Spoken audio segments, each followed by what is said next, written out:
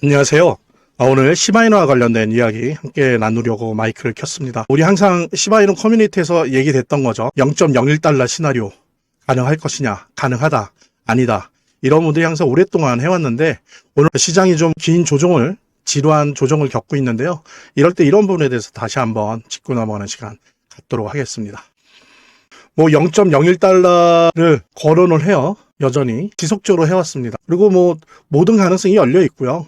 그 다음에 또 못 가본 영역, 안 가본 영역이 아니라 갔던 영역이기 때문에 현실적으로도 가능한 거 아니냐는 현실적인 목표로서 언급을 하고 있는 건데요. 대신 이제 현실 가능성을 따질 때 많이들 얘기하는 것처럼 현재 총 공급량이 589조 개란 말이에요. 이랬을 때 0.01달러가 된다면 시가총액이 5조 8,900억 달러가 됩니다. 이럴 경우에 이제 애플을 제끼는 거죠. 그죠? 그리고 알파벳이나 마이크로소프트, 아마존, 테슬라의 시가총액도 모두 넘어서는 수준이다. 그래서 과연 이게 현실적이냐? 현실적이지 않다. 라는 건데요. 근데 중요한 거는 현재 소각 시스템으로는 속도를 봤을 때는 불가능할지 몰라도 소각 시스템의 어떤 변화, 개선, 혁명적인 전환 같은 것들이 있다라고 한다면 이 정도의 시총이 다다르지 않아도 가령 5분의 1이나 혹은 심한 경우는 10분의 1 정도의 시가총액에 다다르는 정도로 해서 소각이 된다라고 한다면 가능은 하죠. 가능합니다. 예. 그만큼 이제 희소성이 올라가는 거니까요. 예. 그래서 이게 반드시 불가능하다라고 얘기할 수는 없지만 기본 전제가 필요한데 그중에서 특히 중요한 게 소각인 거고요. 두 번째로는 이제 실사용입니다. 그냥 예를 들면은 우리 시바이누가 그냥 차액 거래, 가격이 오르고 내리는 데 있어서의 차익을 그냥 보장해주는 그런 식의 암호화폐로 끝난다면 이건 불가능해요. 그러니까 실사용이 엄청나게 확대돼야 되는데 그건 뭐냐면 앞으로 예를 들면 암호화폐 전체 방향을 봤을 때 RWA 시장이나 디파이 시장, 탈중앙화 금융 이 시장에서 그다음 메타버스 세계에서 우리 시바이누가 실사용 암호화폐로서 활발하게 거래가 돼야 됩니다. 이 두 가지 조건이 합쳐진다면 0.01달러 가능할 수 있다. 저는 그렇게 생각을 하는데요. 소각은 재단의 의지의 문제고 정책의 문제입니다, 사실은. 근데 이제 실사용의 문제도 재단의 정책과 프로젝트 방향 이런 것도 있지만 여러 가지 암호화폐 시장의 어떤 구조적인 변화나 이런 부분에 잘 적응해야 되는 운이라는 부분도 이제 가미가 돼야 되는 부분이기 때문에 100% 확언할 수는 없겠죠. 하지만 소각, 실사용이라고 하는 두 가지 포인트 속에서 충분히 가능성은 있다라고 하는 부분들을 우리가 봐야 될 거고요. 그 다음에 이제 또 하나는 이 부분을 얘기함에 있어서 되게 긍정적인 게 ETF에 우리 시바이누가 많이 편입되고 있다는 겁니다.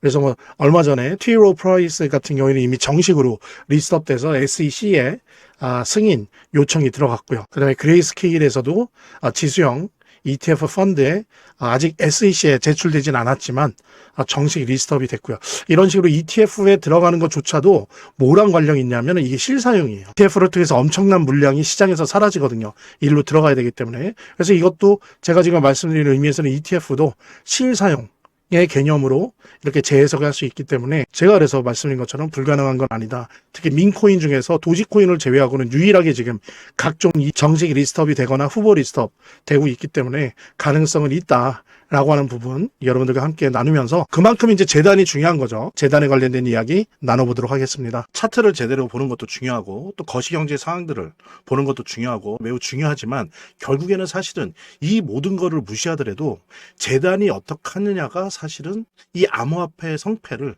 좌우하는 가장 큰 요소라고 하는 거를 우리가 모두 다 느낄 수 있는 거거든요. 그래서 제가 좀 과장을 하면 오히려 암호화폐를 통해서 돈을 제대로 버는 사람들은 물론 차트도 보고 거시경제도 보고 하지만 가장 1차적으로 핵심적으로 보는 게 그 암호화폐를 발행한, 제작하고 있는, 공급하고 있는 재단의 정책과 재단의 상황들을 보거든요. 재단의 어떤 정책들만 봐도 우리들은 이 암호화폐 투자를 통해서 막대한 수익을 얻을 수가 있는 겁니다.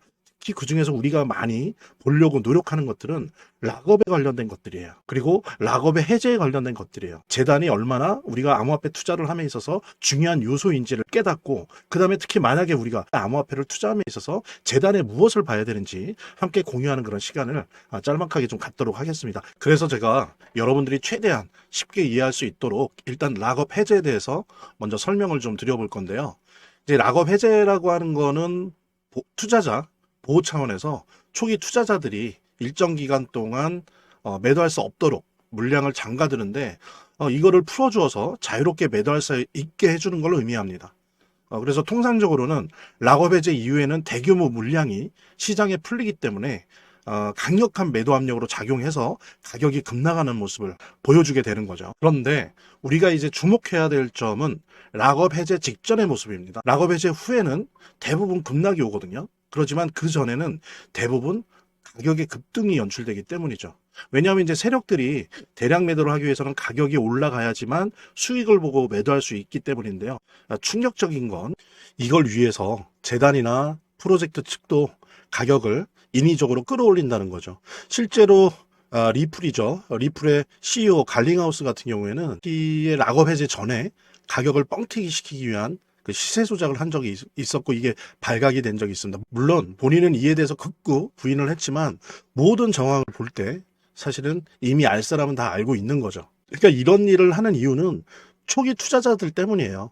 이 초기 투자자들에게 수익을 줘야지 어떤 보상 개념의 수익을 줘야 추가적인 투자 유치를 할 수 있는 거죠. 그 초기 투자자들 뿐만이 아니라 그 외에 2차, 3차 투자자들을 모집하기 위해서는 이런 초기에 부풀리기, 뻥튀기가 필요한 겁니다. 예. 그래서 락업 해제 전에 락업 일정에 맞춰서 매수 타점을 잡아내는 것이 매우 중요하게 대두되는 겁니다. 이 락업 해제 후에는 급등 후에 급락 패턴이 옵니다. 이제 그러기 때문에 락업 해제 전에 매수를 해야 되고 락업 해제 후에는 이제 매도를 해야 되는 거죠.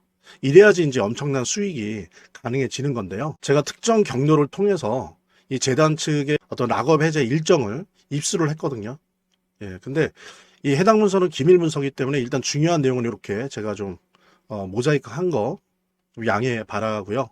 그러니까 이 문서에는 이제 재단 측의 락업 일정부터 물량, 목표가까지 모든 것이 나와 있습니다. 그래서 해당 일정에 맞춰서 상반기, 하반기 이렇게 나뉘어져 있는데 해당 일정에 맞춰서 세력들은 가격을 끌어올리고 그 다음에 이제 매도를 하겠죠. 그래서 우리도 이 일정에 맞춰서 정확하게 매수매도 타점을 잡아 나가면 엄청난 고수익을, 대박을 노려볼 수가 있게 되는 겁니다. 그래서 여기 나와 있는 제 개인 번호 010-2592-6921 010-2592-6921로 부자 두 글자만 남겨놓으시면 제가 확인되는 대로 이 모자이크 없는 아까 보셨던 그 문서 원본이랑 그 다음에 이제 언제 어디서 얼마에 매수해야 되는지 그 시그널이 담겨 있는 문서를 직접 핸드폰으로 PDF 형태로 전달해 드리도록 하겠습니다. 그러니까 당연히 무료고요.